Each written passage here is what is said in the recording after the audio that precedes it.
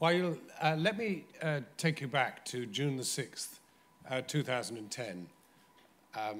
Khaled Saeed is a 23-year-old sitting at 11:30 at night in an internet cafe in Alexandria. Two policemen come into the internet cafe, beat him up and kill him outside. You are a marketing executive and you're in Dubai. What brought you two together and how? First of all, like the photo of Khaled after his death was leaked by someone who took a photo of him online. The very beginning, we didn't believe that. I personally didn't believe that this. I wanted to say that this must be like a photo from a war zone or from an area where there is a big conflict and people kill each other on a daily basis. But then I found out that this is legitimate, and I felt like I have to do something. It was just I created a page, a fan page, let's say, where all Khaled Saeed, which means that I can be this guy, and it also sends a message to the regime. If you are okay torturing people and arresting them, then just do it for all of us. And all of a sudden, not because of any marketing techniques to start with, but because that was a very hot topic, a lot of people were searching for anything to do with that guy on both Facebook and on Google search engine, and the page would always appear on the top. So the first day, that was before the search on Facebook, the first day we got about 40,000 people who joined the cause. And eventually the page grew because the reactions of the regime was systematic. Just like every time there is a problem, the first thing they do is to basically hide it.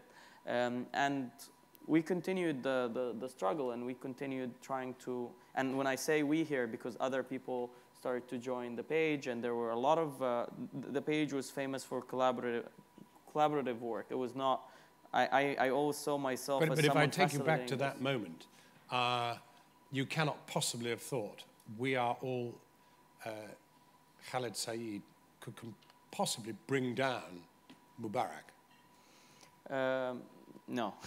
So how did this evolve? I'd love to say yes, but yeah, but how did this evolve into what became a summons to any concerned citizen to turn out and protest? So what we were trying to do was basically to expose the dictator. I believe that a lot of the evil or the bad people are not the majority in this world.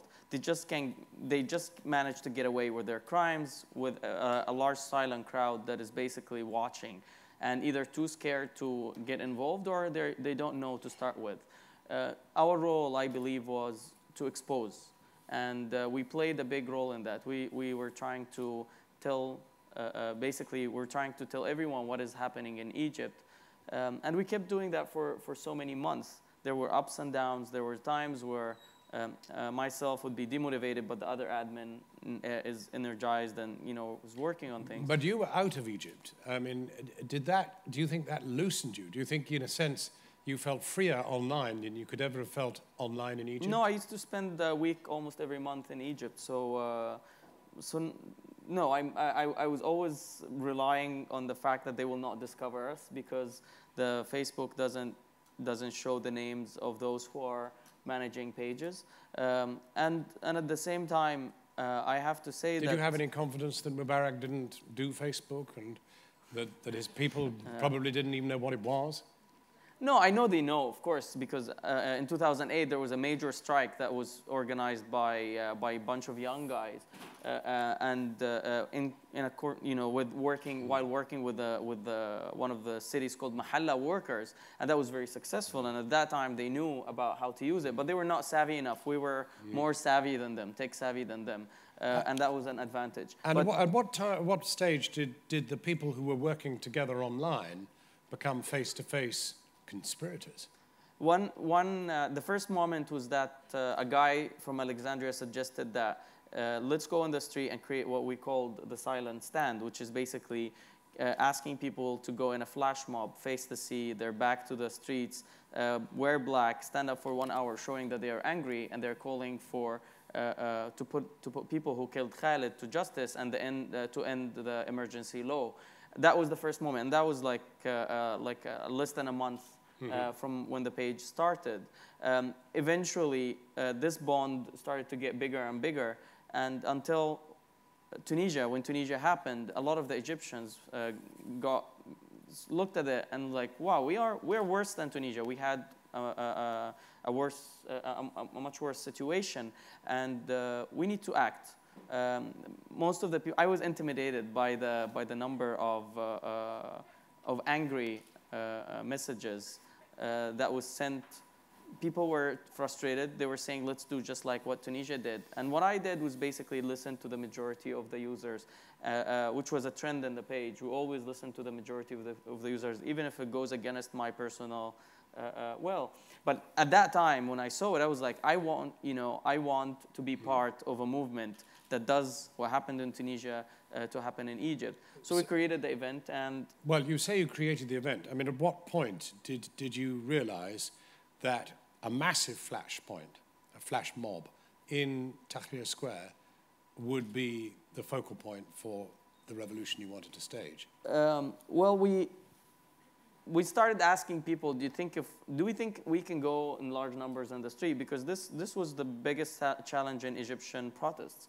Most of the protests in Egypt would have a couple of hundred, 300 people, 1,000 people maximum, and the regime was always able to crush them, literally crush them and make them not do that again. Or, if they do that again, less people would be interested in joining them. Who wants to be crushed? So did you literally argue on Facebook, if we had 40, 50, 60, 70, or 100, 200,000 people in one place, we could really do something? Yeah, we'll the least we're going to pressure them. So, and the event was obviously mentioned that we're going to have a revolution.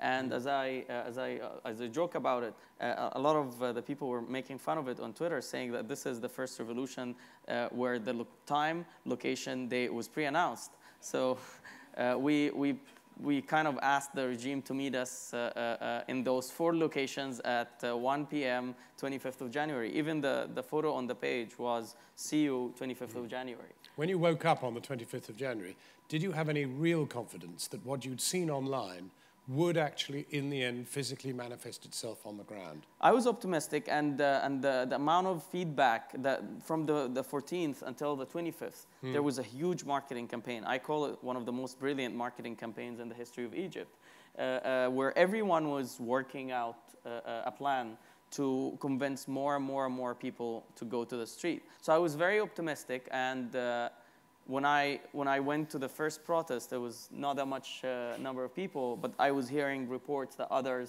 that there are thousands of other people marching and gathering in other locations, because there were 4 locations announced by the activists. So the very fact that people were on Facebook from the square saying, "I am here, come and join us," was in itself a driver. On Twitter, yeah, a lot of us did that. I don't know on Twitter or Facebook? Twitter. Both. But Twitter is better because of this whole thing about the hashtag. There is a hashtag attacking me, by the way, right now in Egypt. A lot of people are attacking me, so I was following it. I was getting depressed. But because of the hashtag... I mean, you shouldn't just leave it like that, because they'll think you're really in trouble. But the truth is, there's an argument going on right now, which we could come to in a moment. But the real argument is whether to be pragmatic and do a deal with the army for the moment and try to get the economy right and keep going, or whether literally push, and possibly the economy goes down the... Yeah, honestly, I don't claim to be a leader, and I don't think I am a leader anyway. I disagreed with everyone, not because I'm humble, but because I was part of I was just another guy in the movement, and my like half an hour... The trouble is 12 days in jail when everyone else was in the square sanctified you. Yeah, and when I got the moment of fame on TV, that made me more obvious to the people. I did not want to assume a leadership role. And my point, and the reason why is because we should always rely on the wisdom of the crowds. And the crowds here are everyone who participated in the revolution. And not only that, but those who care about the country. And there's this whole argument about is what happening in Egypt a conspiracy or not, or when to stop. There are a lot of negative signs that we're getting, and I have to admit that, and I'm not happy with those negative signs. But again, we need to try and balance. And what I kept flagging at the past few weeks is the economy, because I'm personally kind of scared that a counter-revolution would happen if people if the silent crowds get in more trouble, getting fired out of jobs or not finding their day-to-day, securing their day-to-day needs.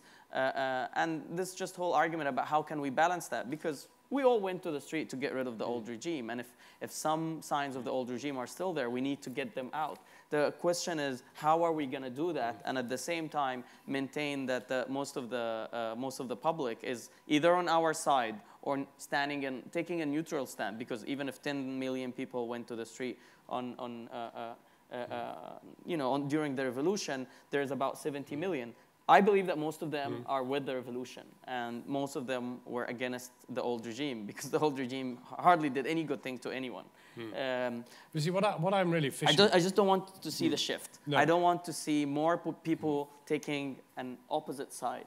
Well, I want to bring you back now to the square, which you were in initially on the 25th of January, and then you got arrested. What interested me was that I was in the square in the period when you were arrested, and then I was often not in the square. I was in the hotel looking down on the square, which is a much safer place, it has to be said, when Mubarak's thugs came out. But I could see alarmingly low numbers sometimes at night. And I wondered then whether, there would be a quick move and you would be demolished. And so what I'm really trying to fathom is, was this a Facebook revolution? Was it sustained by online summons? Or was there a moment at which, in the end, the physical mass took over from any online activity, and the sheer momentum of what was happening was enough to keep it on the streets? Okay, so the first thing is, definitely no one argues that this is an internet-sparked revolution, because the reason... It was a Tunisian spark. It was of course, as I said, Tunisia was the main reason. It just gave us hope. Although you did have the flickering flame of Khaled Said, so there was the thread. Yeah, Khaled Said was not, like the story builds up.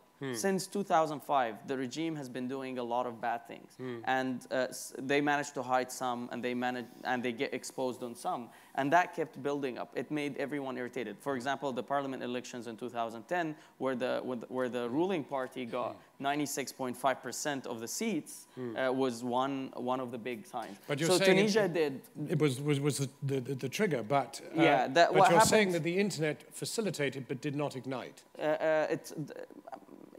Can we say that phone devices ignited the revolution and people used SMS? We can't say that. These are tools. The revolution was sparked from the internet, because basically the announcement was online. Most of the people who knew about it at the beginning was online, and they took that off. So internet is just a tool of mobilizing people and educating them, or letting them know what's going on around them, and it facilitated the reach. There's huge reach that you can reach online. You can target 1 million people easily with a message that relates to them, and that goes viral and it spreads everywhere. So the revolution role, the internet role in the revolution was very critical at the 25th. Maybe 27th, but it got less and less and less important, because afterwards, the role of the internet was to basically expose what is happening, where people can see what is happening, which definitely helped, as well as media. So all these cameras, the international and local cameramen, brave cameramen, were part of the saving of the revolution, because the regime didn't want to be exposed. They didn't want to attack the people, and the world would see that. Right. I want to bring in anybody from the audience who wants to ask a question. There's a hand here. I'll take a few points from the floor and then get Wael to respond. Down here at the front first, please. The third row, second one in. Thanks very much. I'm an Iranian blogger and also a supporter of the Iranian Green movement. While a lot of the techniques that was used in the Egyptian uprising started with the Green movement in Iran, unfortunately, we faced a much more repressive regime in Iran, and we haven't as yet become successful. The Iranian regime tried to jump on the bandwagon and become very bombastic through all its media outlets like Press TV, trying to say that what's happening in Egypt is a copy of the Islamic Revolution in 1979, and they're trying to Islamicize it as well. Islamicize it, bring about a type of government like the Islamic Republic.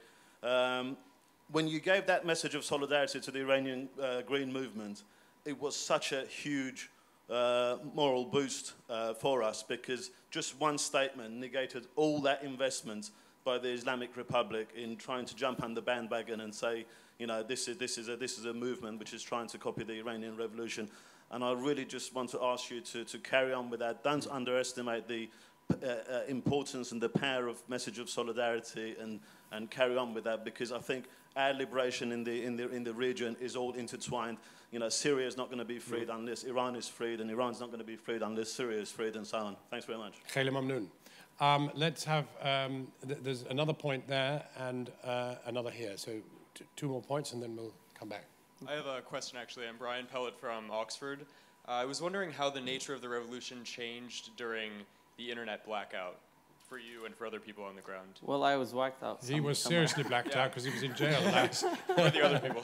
I don't really know that period yet. So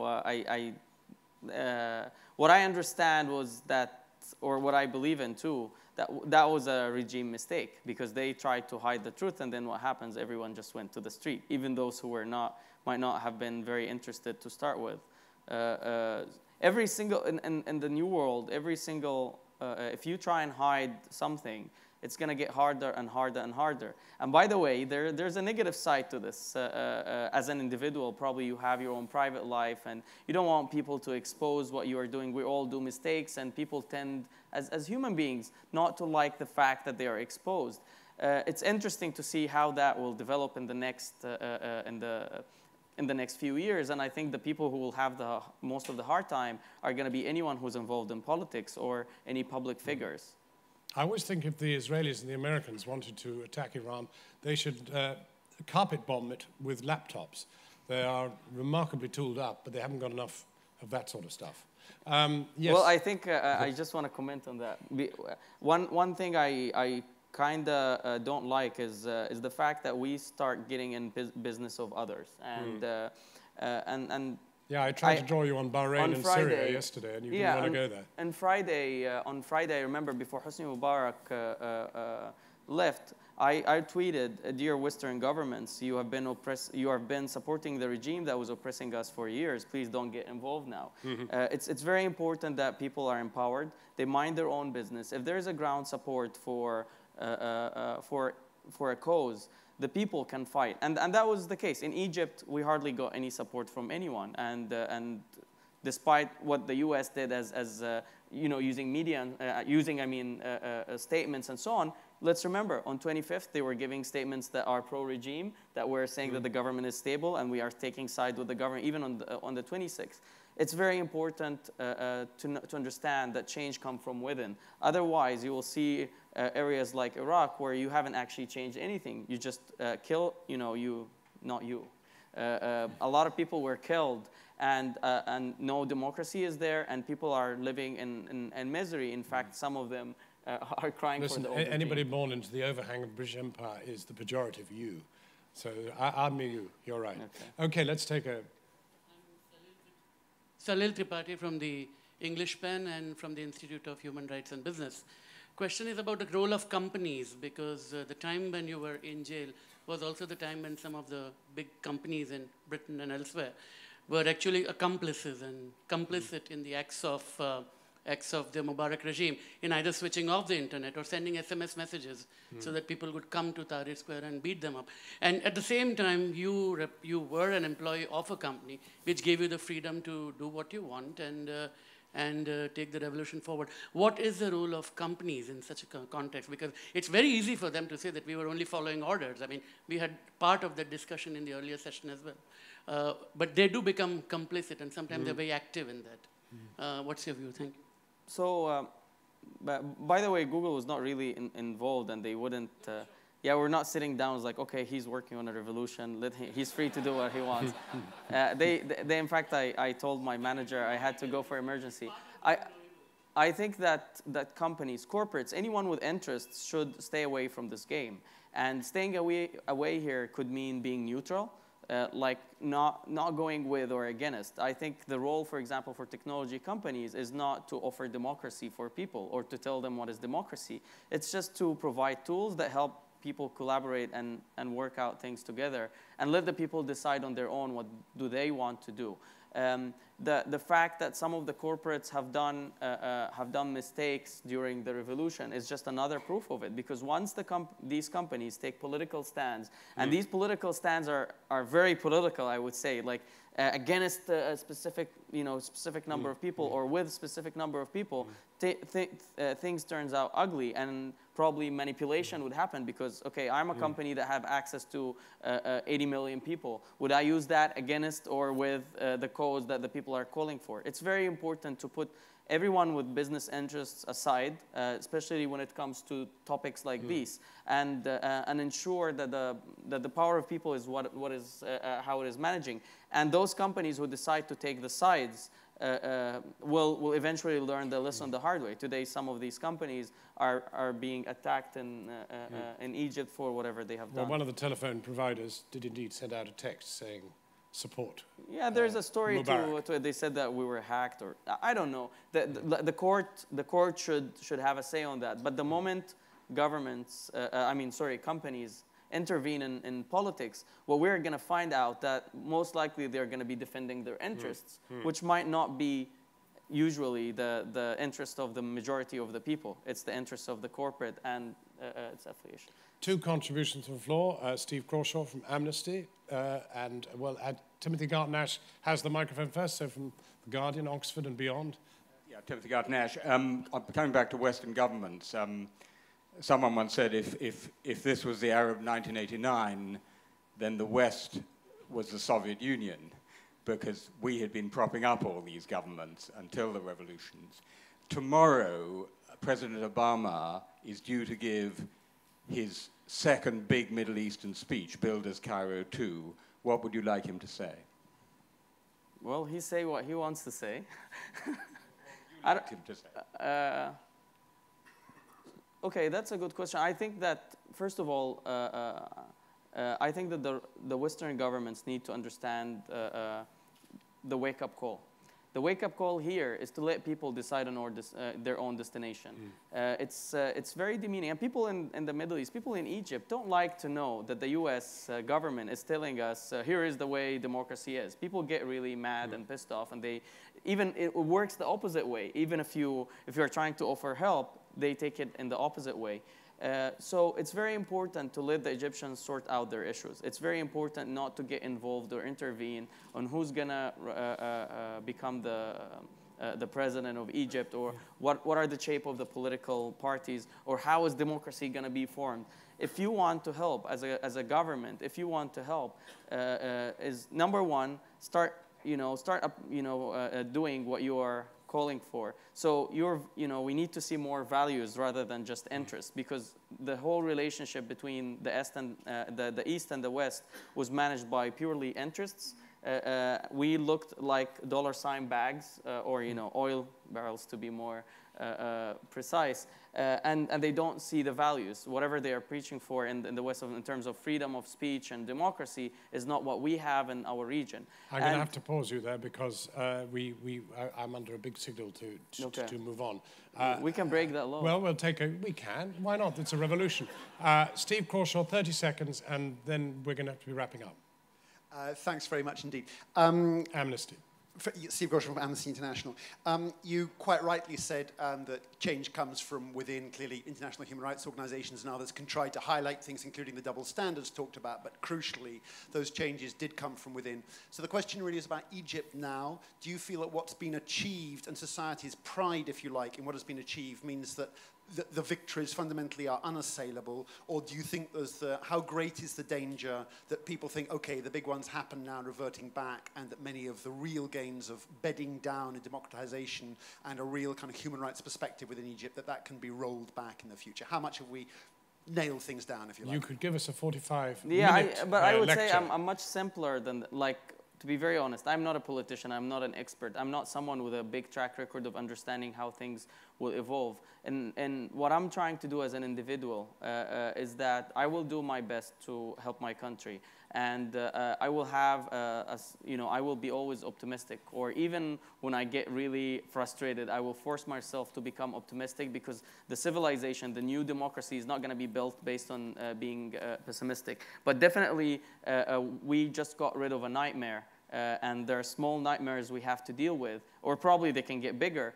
The real challenge is our ability to drive the whole nation towards a wave of optimism, and to keep fighting for the same reasons that brought us to 25th of January. There are a lot of things that can happen in Egypt, good and bad.